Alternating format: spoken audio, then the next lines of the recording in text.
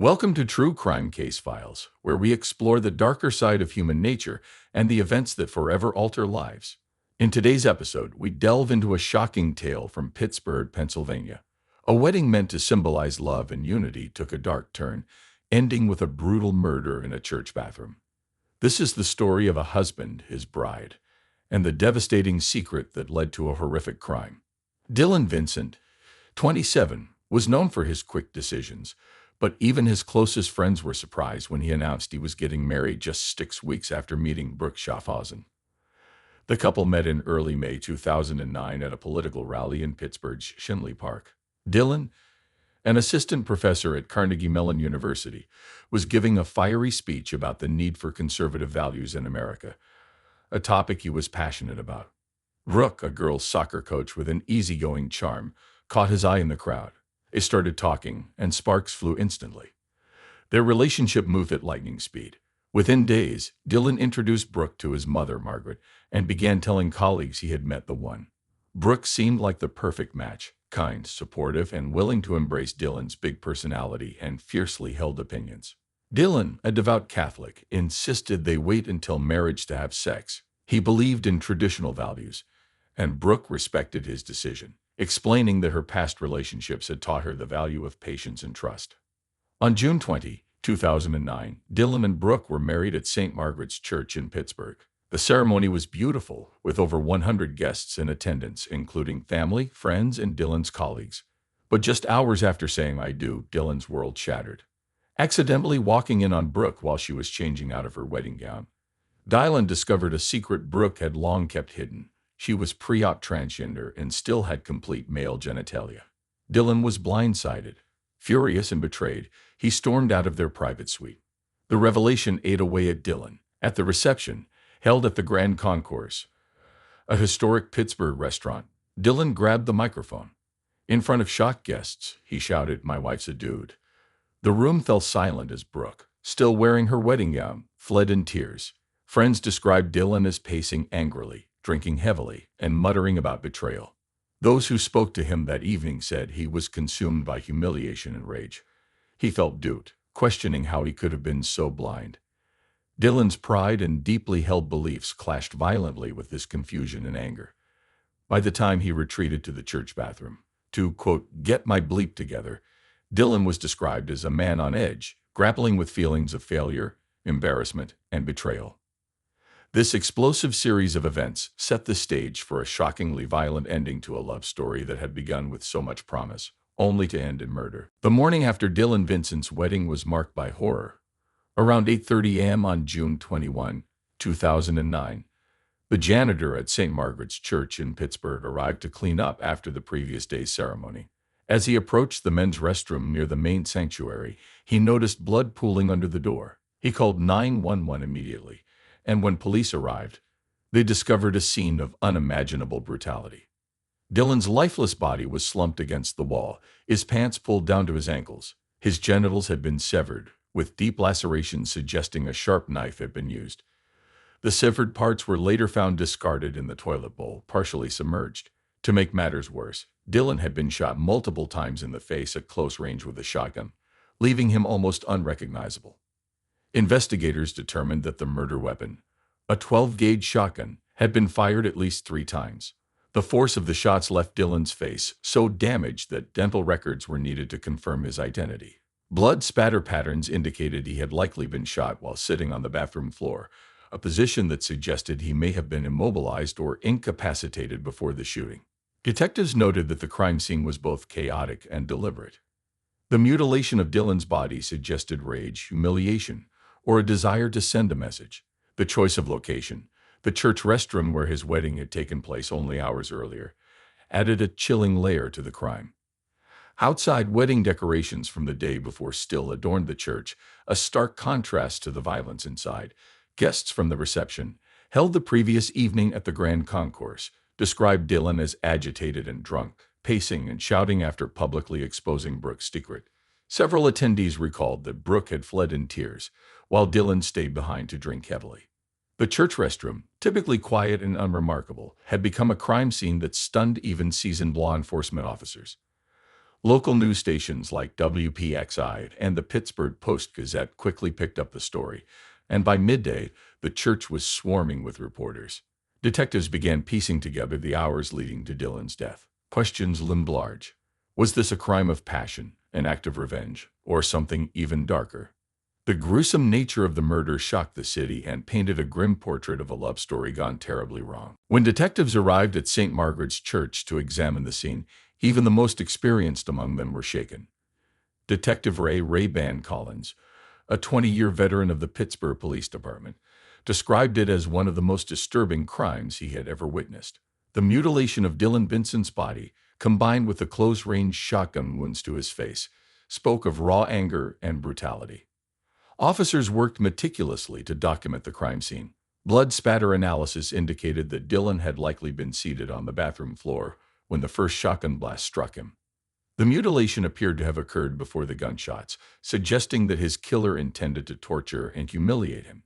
The forensic team collected fragments of shotgun shells and began the process of searching for fingerprints or DNA evidence, though the blood-soaked scene posed challenges. The cause of death, detectives later concluded, was the shotgun blasts to the head. Though the mutilation was horrific, it had not been fatal. Dylan had died instantly from the sheer force of the close-range shots. Forensic experts estimated that the weapon had been fired 3 times, based on the shell casings and the injuries to Dylan's body. As the investigation unfolded, a crucial discovery came from an unexpected place. Around noon, a Burger King employee on Forbes Avenue called police to report a suspicious item behind their dumpster. When officers arrived, they found a 12-gauge shotgun wrapped in a bloodied cloth. The weapon was old-fashioned, with a wooden stock and worn metal parts, resembling a style often seen in hunting or family heirlooms. Detectives suspected it was the murder weapon but faced an immediate obstacle. There were no clear fingerprints on the shotgun. Whoever had used it had either worn gloves or wiped it clean before discarding it in a hurry. The proximity of the Burger King to the church, less than a half-mile away, suggested the killer had fled the scene on foot or by car, dumping the weapon as they made their escape. The discovery of the shotgun added another layer to the case. Detectives now had to determine its origin. Was it stolen, borrowed, or owned by someone close to Dylan or Brooke? Meanwhile, the church restroom remained sealed off, with forensics combing every inch for additional clues. As news of the gruesome murder spread, the city of Pittsburgh was gripped by shock and speculation. For the detectives, however, the focus remained on piecing together the events leading to Dylan's violent end. As detectives dove deeper into Dylan Benson's murder, their investigation uncovered a shocking layer to the case. Brooke Vincent, formerly Schaffhausen, Dylan's new wife, was transgender. The discovery was both a breakthrough and a complication for investigators trying to unravel the events that led to Dylan's death. The revelation came from Brooke herself during a tense interview at the police station. Initially, Brooke denied any knowledge of the murder, but under pressure, she broke down.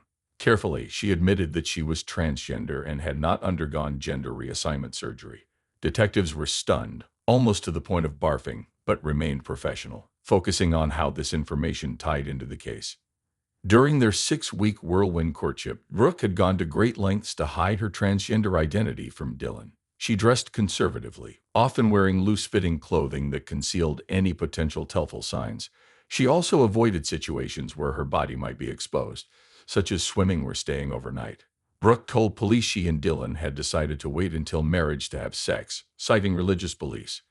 Investigators later found this was a calculated decision by Brooke to delay revealing her secret. Brooke confessed that she had struggled with whether to come out to Dylan, but was terrified of his reaction. She described Dylan as someone who was deeply traditional and occasionally made insensitive remarks about LGBTQ+ people, which only heightened her fears. Brooke wanted to be honest but felt trapped. One of the main reasons Brooke had not pursued gender reassignment surgery was financial. Unknown to Dylan, Brooke had a severe gambling addiction that drained her bank account and left her buried in debt. Detectives uncovered records showing frequent visits to Rivers Casino, where Brooke had lost thousands playing slot machines and blackjack. The addiction created a vicious cycle. Brooke couldn't afford the surgery she longed for and feared Dylan discovering her financial troubles as much as her secret. This in turn made her want to gamble more to escape the stress of her secret lives. When detectives confronted Brooke with all this, her reaction was one of shame and despair. She admitted she felt like a fraud and had hoped marriage to Dylan would bring stability and help her overcome her struggles. However, Brooke said she had no intention of hurting Dylan and had been devastated by his reaction during the wedding reception. Police noted Brooke's visible distress during the interview. She described feeling humiliated and terrified as Dylan publicly outed her to the wedding guests, shouting, "My wife's a dude." She said the moment felt like her worst nightmare coming true. Investigators were now faced with critical questions.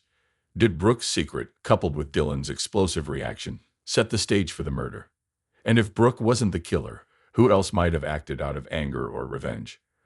The complex dynamics of Brooke's life and her relationship with Dylan only deepened the mystery surrounding his violent death. As the investigation into Dylan Vincent's brutal murder continued, police uncovered another key player in the unfolding drama: Brooke's mother, Bina Schaffhausen, 64, a professor of sexuality at Carnegie Mellon.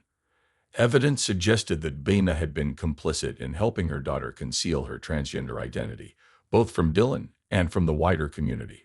Detectives first became suspicious of Bina when they found a series of text messages between her and Brooke.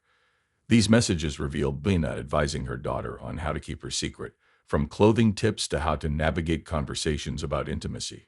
When detectives brought Bina in for questioning, she admitted her role in helping Brooke, but insisted she acted out of love and necessity.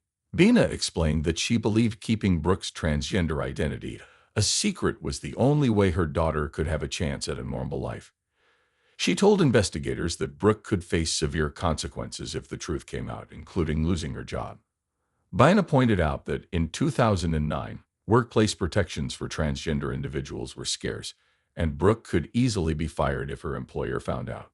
During questioning, Bina also shared her views on why she thought it was morally right to keep Brooke's identity hidden. She argued that trans women are just like any other women and deserve to be treated exactly like non-transgender women. Bina said she felt society wasn't ready to accept people like Brooke and that her daughter's safety and happiness depended on secrecy. Bina's relationship with Dylan had always been strained, which added another layer of complexity. She disapproved of Dylan's Catholic faith and conservative Republican views, which clashed with her more progressive beliefs. Bina told detectives she often argued with Dylan over topics like LGBTQ+ rights and his traditional views on gender roles. These differences created tension between the two, though Bina insisted she never wished harm upon him. When police confronted Bina with the idea that her actions might have contributed to the volatile events leading up to Dylan's death, she became defensive. She insisted she was only trying to protect her daughter and had no involvement in the murder. Still, the detectives pressed her on whether she felt any guilt for encouraging Brooke to hide the truth. Bina's emotional state shifted during the interview. She expressed frustration at the investigators, accusing them of not understanding the challenges transgender individuals faced. At the same time, she admitted feeling a deep sadness and regret for how everything had unfolded. "If I could go back and do things differently, I would," she said, though she stopped short of admitting any direct responsibility for the tragedy.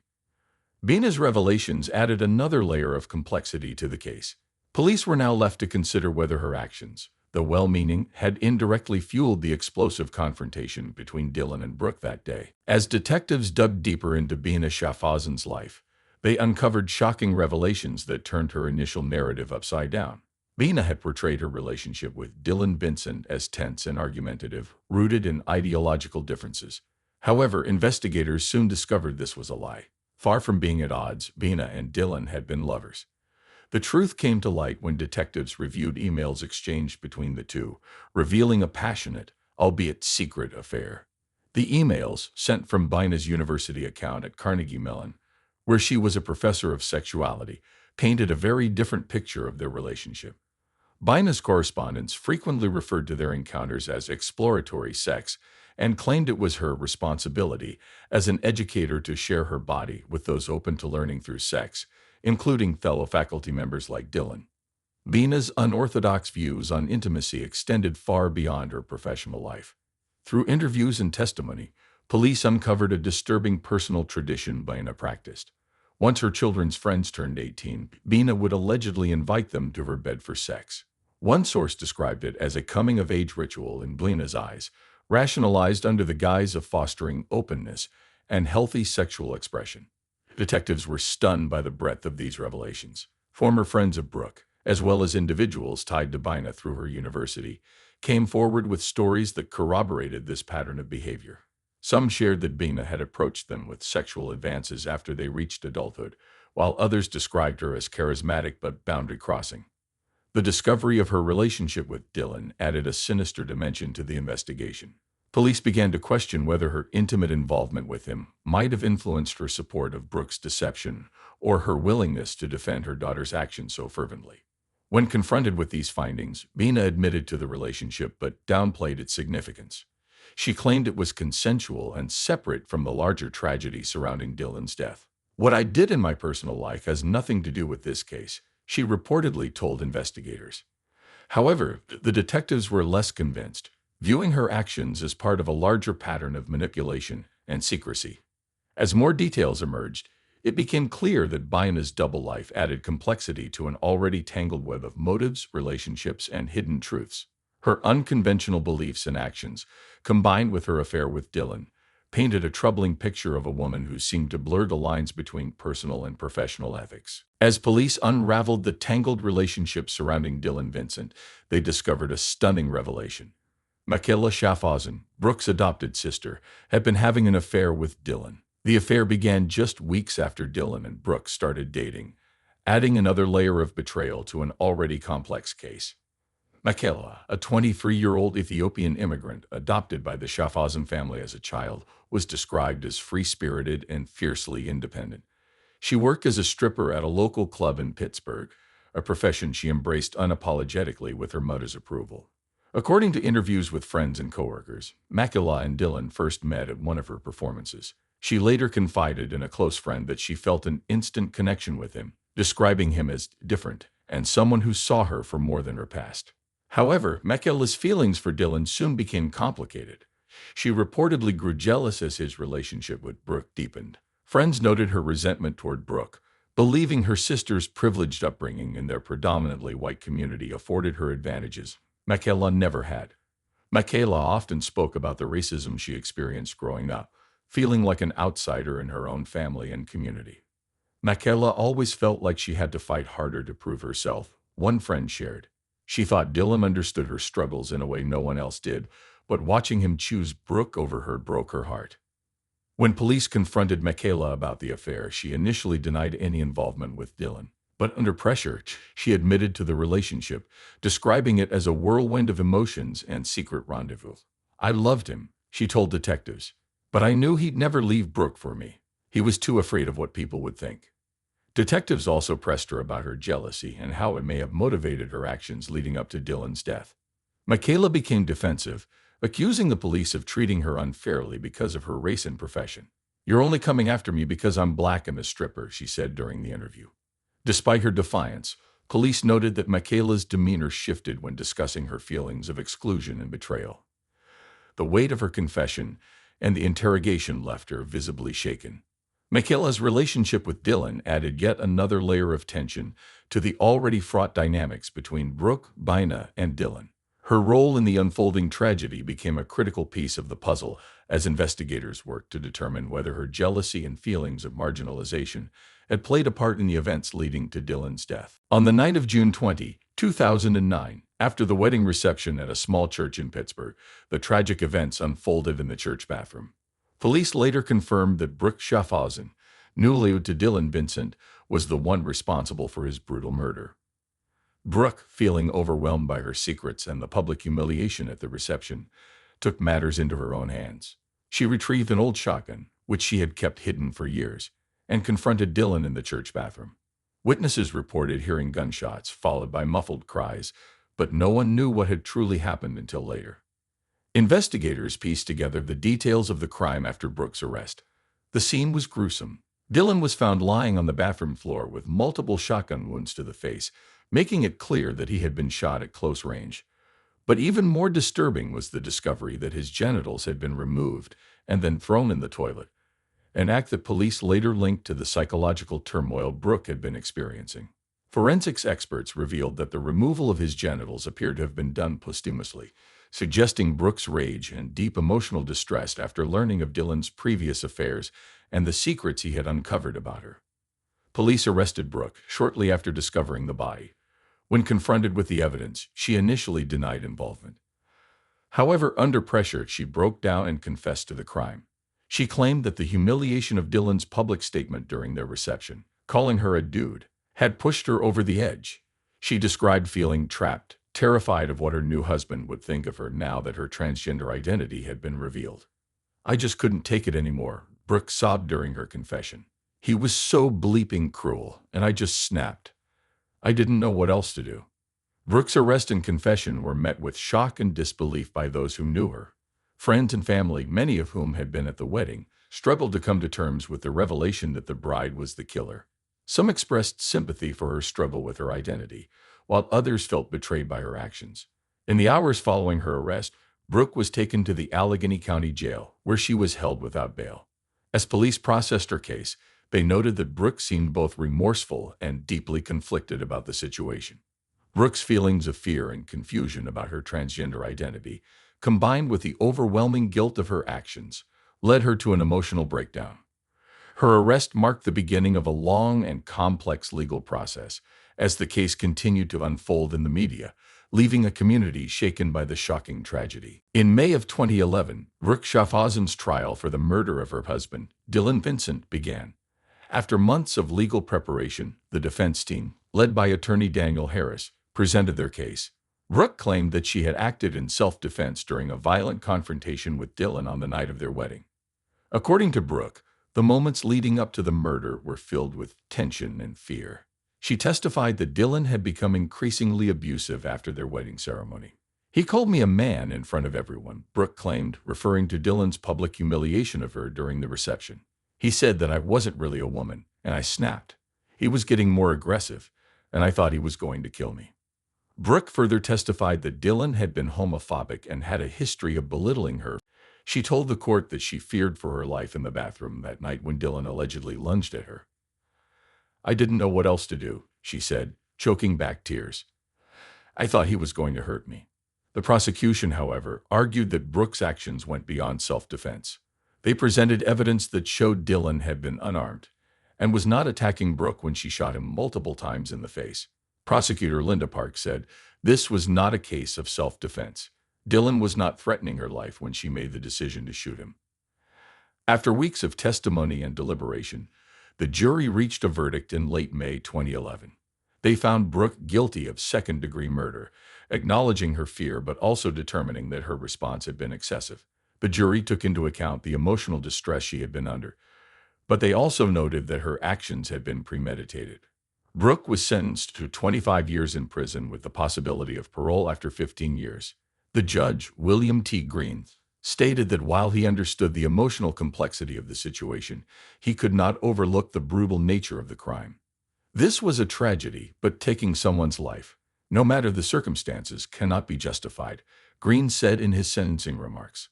Brooke's defense attorney, Daniel Harris, expressed disappointment with the verdict but vowed to appeal the decision. "We believe the jury did not fully understand the level of fear and trauma Brooke experienced that night," he said after the sentencing. On the other hand, prosecutor Linda Park praised the jury's decision, emphasizing that it sent a message that violence, even in the face of fear, cannot be excused. "Dylan's family will never get him back," Park said. And while Brooke may have been a victim in some ways, she was also a perpetrator of violence. Brooke's case gained national attention, particularly among advocacy groups for transgender rights, with some viewing her as a victim of transphobia, while others believed the sentence was justified. After Brooke Schaffhausen's conviction in May of 2011, her life took a dramatic turn. She was sent to a high-security prison in Pennsylvania, where she began serving her 25-year sentence. As part of her rehabilitation, she attended therapy and participated in programs aimed at helping inmates with trauma and emotional distress. Brooke's case continued to draw media attention, especially within the LGBTQ+ community. Some believed her actions were a tragic consequence of abuse and rejection, while others thought her actions were excessive. Brooke's mother, Bina Schaffhausen, was left to deal with the fallout of her daughter's conviction. Initially, Bina had been supportive of Brooke throughout the trial, maintaining that her daughter had been acting in self-defense. However, in the months following the trial, Bina's personal life became a topic of discussion. It was revealed that Bina had a secret history of sexual relationships with many of her children's friends, including Dylan Vincent, and had made a habit of such behavior for years. This revelation shocked many, leading to a public backlash. Despite the scandal, Lena continued to defend Brooke's actions, stating that the murder had been justified. Brooke was just protecting herself, Lena told reporters in interviews. She did what she had to do. However, her credibility was shaken as her personal history of inappropriate relationships became widely known. Lena eventually moved out of her home and relocated to a small town in southern Pennsylvania, where she tried to rebuild her life away from the public eye. Michaela, Brooke's adopted sister from Ethiopia, also faced consequences following the events. She had been involved in a secret affair with Dylan before he married Brooke, which added to the emotional complexity of the situation. Michaela had often felt like an outsider, struggling with feelings of racism after being adopted into a mostly white community. She tried to distance herself from the events that led to Dylan's death, but the media exposure took a toll on her. Michaela eventually moved to New York City to start over, working as a dancer at a strip club while trying to distance herself from the chaos surrounding her family. She found solace in her career but continued to grapple with the emotional scars from her involvement in the case. The Schaffhausen family's tragic story remains a cautionary tale about the consequences of secrets, lies, and violence. The lives of Brooke, Lena, and Michaela were forever altered by the events of that fateful day. This case is a tragic reminder of the consequences of secrets, betrayal, and impulsive actions.